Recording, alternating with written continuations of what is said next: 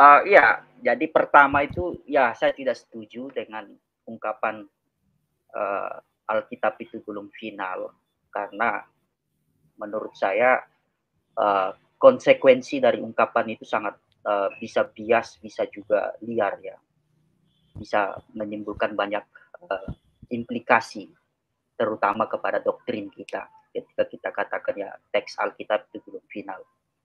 Jadi saya masih mengimani, masih percaya bahwa Alkitab kita sudah final. Nggak perlu lagi kita pertanyakan itu. Bizantium itu semacam apa ya, gabungan dari segala macam teks itu yang dilihat seperti itu. Ada yang melihat seperti itu, tapi ada juga seorang scholar bernama Suns ya. Suns itu dia lihat bahwa sebenarnya teks Bizantium itu bukan datang, jadi dia hanya melihat ada dua model teks. Jadi ada autograf, lalu teks barat, western text, lalu Alexandrinus. Nah, dari Alexandrinus inilah turunlah teks Bizantin gitu. Tapi ada juga yang melihat misalnya si Alan dan Barbara Alan lihat bahwa Bizantium itu adalah semacam dinamika antara Western, Eastern, neutral text dan Alexandria. Jadi kalau dia bilang teks Bizantium itulah yang paling paling ini dan lain sebagainya, paling sempurna dan lain sebagainya, seperti Pak Edo bilang ya, dia berenang belum jauh, begitu. Itu pertama. Saya ke Om Albert dulu, ini ada yang mau ditanya. Silakan Bung Albert. Oke, siap. Nanti setelah saya baru Pak Edo yang ini lanjut. Mantap. Ya, jadi begini Pak. Ini ada pernyataan dari seorang bisa dikatakan juga ahli biblika. Jadi karena kita ketahui kan perjanjian baru ini ada sekitar 5.700-an manuskrip itu Yunani. Kalau saya lihat data dari pada waktu Welles seminar Soles Scriptura itu. Nah, itu bukan autograf.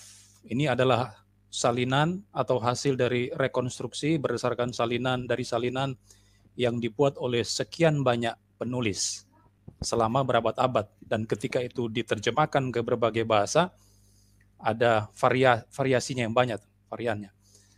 Terdapat perbedaan misalnya antara terjemahan yang satu dengan yang lain. Dan ketika ada penemuan manuskrip baru lalu direkonstruksi ulang. Nah, ini saya sempat tanyakan di Pak Edo juga. Lalu mungkin menghasilkan terjemahan-terjemahan yang baru lagi, seperti yang dikatakan Pak James Lola tadi, ada perubahan-perubahan yang disengaja. Ada yang disengaja, ada tidak disengaja. Ada yang mengatakan karena adanya rekonstruksi terus-menerus, maka Alkitab kita ini dia katakan belum final, tapi dalam tanda kutip. Tadi sudah disinggung oleh Pak Stanley Paparang tadi. Nah, kata belum final ini mungkin bagi jemaat awam ini berbahaya, Pak. Belum final kok wahyu Allah, firman Tuhan dikatakan belum final. Memang Pak Stanley tadi sudah mengaitkan bahwa yang belum final itu teksnya. Tapi mungkin bisa diperdalam lebih lanjut. Apakah kata belum final itu memang tepat diarahkan pada Alkitab kita ini yang adalah firman Tuhan, yang adalah Alkitab Kristen ini? Itu yang pertama, Pak. Lalu yang kedua, efek daripada pernyataan itu, maka ada seorang ahli biblika juga yang saya mengikuti presentasinya beberapa kali di Zoom. Dia mengatakan bahwa naskah-naskah seperti Vatikanus lalu Sinaiticus di abad yang keempat itu menurut dia itu tidak kanon. Nah, kenapa tidak kanon?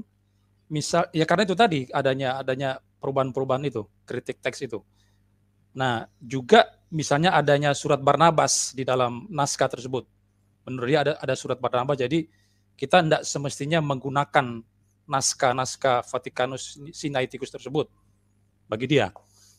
Lalu kemudian Trisendorf juga itu selalu dirubah karena adanya studi kritik teks ini, katanya dia. Bagi dia kritik teks ini kok seperti hal yang horor, yang tidak bagus untuk diterapkan di dalam Alkitab kita. Adanya perubahan-perubahan di sana, sehingga dia mengatakan Trisendorf itu juga tidak kanon bagi dia.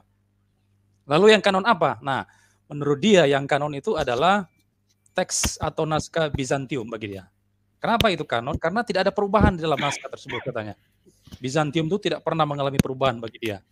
Dan karena itu dia sedang berusaha, ini ahli Biblika ini sedang berusaha untuk menggarap sebuah terjemahan baru yang bersumber dari Bizantium. Dia sementara proses itu, Pak. Dan dia akan menerbitkan terjemahan baru yang dari Bizantium itu, yang menurut dia tidak berubah itu. Tidak ada perubahan sama sekali di sana. Dan bagi dia King James tadi, seperti yang disinggung oleh Pak James Lola, itu kan dari Textus Receptus, itu salahnya itu sedikit bagi dia. Jadi dia mencoba mengklasifikasi bahwa Vaticanus Sinaiticus itu tidak kanon, tapi kalau Textus Receptus dengan King James-nya itu, karena dia sedikit mengalami salah perubahan, maka itu dia klasifikasinya sebagai semi kanon, seperti itu, semi kanon. Lalu yang full kanon itu bagi dia adalah Bizantium.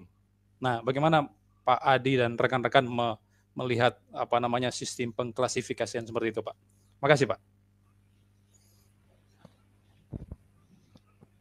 Ya, saya tanggap ya, Bung Yosef. Silakan langsung aja, Bung. Iya, jadi pertama itu ya saya tidak setuju dengan ungkapan Alkitab itu belum final, karena menurut saya konsekuensi dari ungkapan itu sangat bisa bias, bisa juga liar ya, bisa menimbulkan banyak implikasi, terutama kepada doktrin kita ketika kita katakan ya teks Alkitab itu belum final. Jadi saya masih mengimani, masih percaya bahwa Alkitab kita sudah final. Nggak perlu lagi kita pertanyakan itu. Bahwa memang banyak varian dalam salinan dan kemudian naskah aslinya khusus perjanjian baru sudah rusak atau sudah hilang.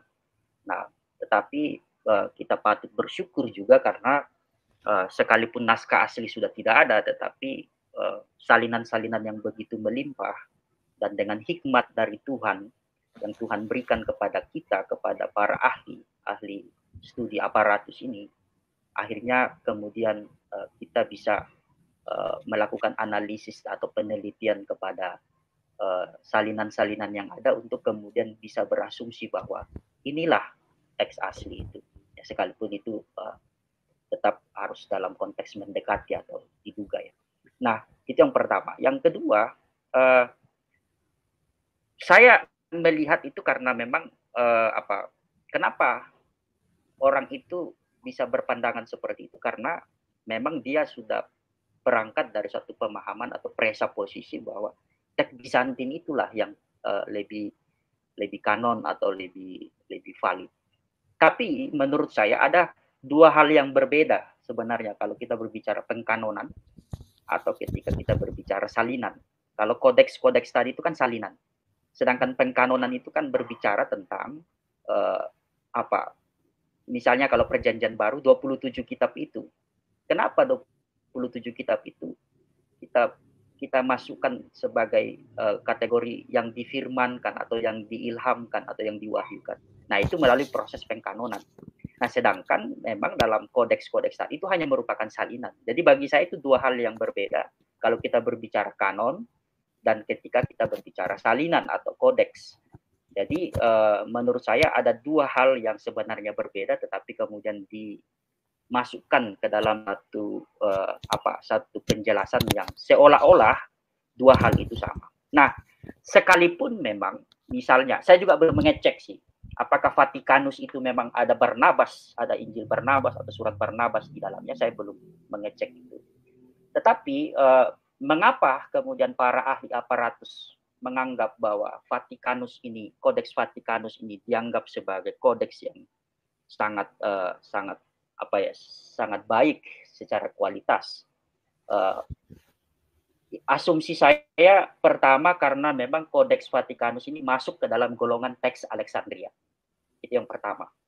Seperti yang tadi saya sudah jelaskan berulang-ulang kali bahwa teks Alexandria ini dianggap sebagai tipe teks yang sangat baik, sangat berkualitas apabila dibanding dengan teks Barat atau teks Timur.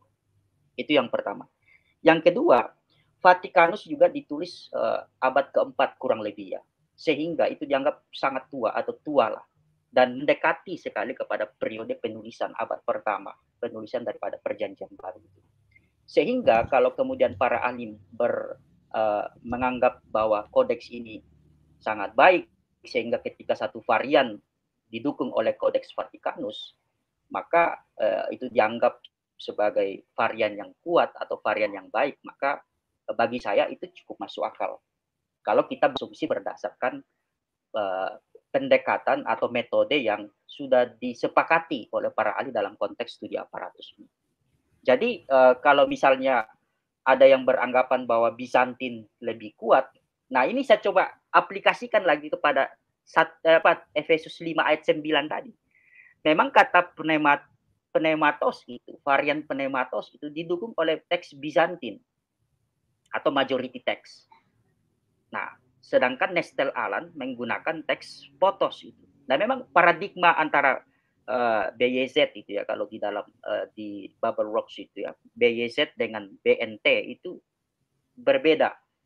Karena misalnya kalau BYZ itu kan lebih kepada majority text, sehingga kemudian kita melihat bahwa varian yang digunakan itu pneumatos, sedangkan BNT yang adalah Nestel Aland itu menggunakan varian potos. Dan saya cenderung memang lebih ke Nestel Aland itu. Karena itu jauh lebih sesuai ketika saya cek secara bukti internal, sesuai dengan konteks dari perikop itu, dan sesuai dengan apa yang hendak dikemukakan oleh Paulus dalam konteks Efesus pasal 5 ayat 9 itu. Kalau kita lihat dalam satu perikop dari ayat 1 sampai ayat 20 itu. Nah, itu kira-kira tanggapan dari saya, Bung Albert. Ya, makasih. Terima kasih. Ya. Oke, mantap. Terima kasih. Saya mau ke Om Edo dulu. Untuk kasih beberapa tanggapan. Silakan Om Edo. Oke, selamat malam. Bisa kedengaran ya? Malam, bisa. Siap. Ini bincang-bincang yang agak berat ya. Luar biasa ini Pak Adi. Beberapa catatan terkait dengan kritik teks itu, khusus menjawab keberatan dari pihak sebelah ya, bahwa belum final dan sebagainya. Kalau dilihat dalam studi naskah itu biasanya, nah ini studi naskah mesti dibedakan lagi ya, karena kalau baca buku yang ditulis oleh Martin itu, mungkin sudah nanti bisa mendownloadnya sendiri ya, bahwa ada dua sebenarnya isu yang penting. Isu pertama itu adalah textual criticism, dan yang kedua adalah oral studies. Nah, sekarang yang menjadi persoalan itu seringkali adalah muaranya itu digiring ke, atau persoalan itu lebih banyak ditarik ke persoalan oral studies tadi. Sedangkan kalau kita lihat yang kita bincang atau yang kita biasanya berikan argumentasi itu lebih banyak kepada textual criticism. Textual criticism berarti bicara tentang teks sebagai objek yang menjadi, jangan alergi dengan kata kritik ya, kritik itu bukan sesuatu yang yang menakutkan ya. Orang Kristen, orang percaya juga harus terbiasa dengan itu. Ya, namanya naskah ya, di mana-mana pasti ada kritiknya gitu kan. Kita dapat surat cinta aja pasti dapat kritikan kan, ini dari mana, dari siapa begitu kan, kapan ditulis. Gitu ya. Jadi soal naskah itu soal biasa. Sampai sekarang aja surat Super Semar kan masih diperbincangkan gitu kan. Saya balik lagi ke soal teks tadi. Jadi persoalan teks itu sebenarnya yang kita singgung itu sekaligus menjawab pertanyaan Pak Albert tadi, bahwa soal final, soal kanon itu soal biasa, itu soal lain, tidak bisa dihubungkan dengan wah ini berarti akan bertambah misalnya. Soal kanon itu sudah final. Dalam arti begini, jumlah kitab yang diterima ini terlepas dari teman-teman dari Katolik ya, bahwa kita itu punya 66 kitab. Kalau ditambah dengan Deuterokanonika, ada yang lain juga menambahkan, ini persoalan lain lagi. Nah, itu sudah final. Yang disebut dengan kritik teks itu adalah varian-varian di dalam 66 kitab itu. Jadi ada naskah, ada yang ditemukan misalnya kodeks, lalu dilihat banyak varian-varian Kalau dalam perjanjian baru itu kurang lebih ada 5.000-an gitu ya. Bertambah lagi kalau tidak salah. Jadi membaca misalnya update soal varian itu bisa baca di Nestle Aland. Nestle Aland 28, Nestle Aland 27, 28 tuh ada perbedaan. Nanti di manuskrip di sana ada yang hilang, ada yang diganti dengan temuan yang baru. Begitu seterusnya, tetapi bukan yang di atas, di body text-nya yang dihilangkan. Perhatikan baik-baik ya. Bukan di body text, tapi di bawah, di catatan namanya aparatus itu. Aparatus itu kan semacam instrumen atau tools yang menolong kita untuk melihat bagaimana teks di atas itu di dalam persebarannya ada yang menggunakan kata A, kata B, dan seterusnya. Jadi soal body text itu adalah soal yang ya kemudian mendapatkan catatan kaki di bawah. Nanti ini Codex Alexandrinus, ini Codex Vaticanus, dan sebagainya. Itu memberikan catatan terhadap body text itu. Jadi kalau soal textual criticism, saya kira bukan hanya PB, PL juga sama ya. Dan final tadi, istilah final itu memang sudah nggak bisa diganggu gugat lagi. Nah ini persoalannya kan kalau kita angkat lagi, kalau misalnya Paulus yang menulis itu misalnya pada suratku yang pertama aku tulis kepada kalian, itu kan ada di 1 Korintus. Nah itu ditemukan misalnya. Berarti ada 3 Korintus dong gitu kan. Jadi 1 Korintus berubah menjadi 2 Korintus, 2 Korintus berarti menjadi 3 Korintus kan. Nah kalau itu ditemukan, gimana tuh? Itu yang isu-isu seperti begitu itu yang perlu kita pikirkan. Jadi pembacaan di atas, kemudian di dalam teks itu mesti memang kita melihat di bawah. Tapi dalam studi sebagai seorang sarjana, sebagai seorang akademisi, ya itu wajar-wajar saja, biasa-biasa aja gitu ya. Studi textual criticism itu menarik kok. Ya. Nah, soal kanon tadi itu sebenarnya tidak ada soal. Menurut saya kita kan bicara kanon itu terpisah dari soal naskah. Kalau ada yang menyinggung soal naskah ini berubah-ubah, coba perhatikan. Yang berubah itu jumlahnya atau cara menerjemahkannya atau cara membacanya. Pasti yang berubah-ubah itu cara membaca. Bukan pada jumlah kitab. Sedangkan kanon itu adalah pada jumlah kitab. Benar nggak? Kan begitu. Jadi soal kanon itu dan soal yang ditakutkan dengan kritik naskah itu atau kritik teks itu sebenarnya adalah 2 hal yang berbeda. Nah soal Bizantin itu, Bizantin teks, ya, mungkin ini diskusi yang juga menarik ya. Ya balik lagi ke tadi, misalnya kalau kita bicara tentang teks Bizantin, sebenarnya itu kan juga disebut dengan majority text kan. Ya, banyaklah sebutan-sebutannya terhadap teks Bizantin itu. Nah, kemudian kalau dibilang itu sudah tidak berubah-ubah, nanti dulu, ya, mungkin perlu kurang jauh kali studinya ya, atau kurang jauh belajarnya itu, berenangnya kurang jauh, jadi mesti berenang jauh dulu gitu ya, lalu menganggap bahwa itu sudah final dan sebagainya. Ntar studi naskah itu terus dinamis kok, sama dengan studi bahasa, nanti ada kata yang baru dan sebagainya. Jadi untuk mengatakan final itu, final pada aspek doktrinal yes ya. Kalau kita bilang bahwa Alkitab itu 27 PB berapa? 39 PL ya. Ini kan beda-beda juga hitungnya ya. Versi Hebrew Bible kan berbeda dengan versi kita ya. Tapi kita menerima 66 kitab yang memang sudah fix. Cuma ya di tempat lain itu ada misalnya hanya tambah pasal, ada kurang pasal, kan sama dengan Markan ya. Teori itu Pak James itu kan punya teori mantap tuh, teori Markus ya, short dan long endingnya. Di Mazmur juga kan ada Mazmur dan Mazmur 151 kan. Tapi itu juga semacam studi-studi yang enak, asik-asik aja gitu ya. Kita kan menerima Mazmur 150, sedangkan 151 itu kan ada bacaan yang lain.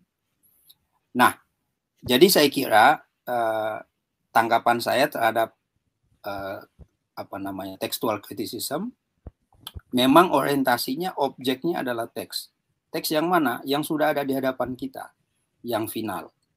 Ya, jadi bukan teks yang kemudian di luar itu. Jadi kalau ada teks di luar itu ada Pak Jimmy yang mendalami itu. Itu disebut dengan extra biblical text, tetapi di luar teks Alkitab tentu. Ya, seperti misalnya surat Barnabas misalnya, seperti misalnya Clemens, itu kan ekstra. Seperti juga dalam Perjanjian Lama itu ada banyak teks-teks extra biblical text, ya. Nah, jadi biblical text itu yang menjadi objek dari textual criticism. Semua orang tahu, para sarjana pasti tahu bahwa studi terhadap textual criticism itu ada higher, ada lower, ya. Jadi higher criticism, nah di sana bermain banyak tradisi kan. Nah, itu dia. Nanti bagiannya Pak Yosep lah itu membedah soal hermeneutik itu. Saya kira itu dulu ya. Nanti kalau ada pertanyaan boleh. Saya tambah sedikit boleh Pak Yosep. Silakan. Saya senang karena suhu saya sudah masuk ini. Ya, jadi ini soal bagian kedua. Kalau bagian pertama saya pikir sudah dijawab sama Pak Edo. Bagian kedua soal teks Bizantium. Memang begini Pak Albert, kalau dia bilang teks itu ada begini, para sarjana mengakui bahwa teks Bizantium ini adalah yang paling banyak diedarkan dan yang paling banyak diterima. Itu fakta. Tapi kan begini, teks Bizantium sendiri ada beberapa metode atau beberapa penelitian atau beberapa cara untuk melihat teks Bizantin. Jadi ada yang melihat bahwa teks Bizantin itu adalah semacam interaksi antara tadi yang Pak Adi bilang Western text, Eastern text, teks Timur, lalu Western text, dan juga netral text dan lain sebagainya.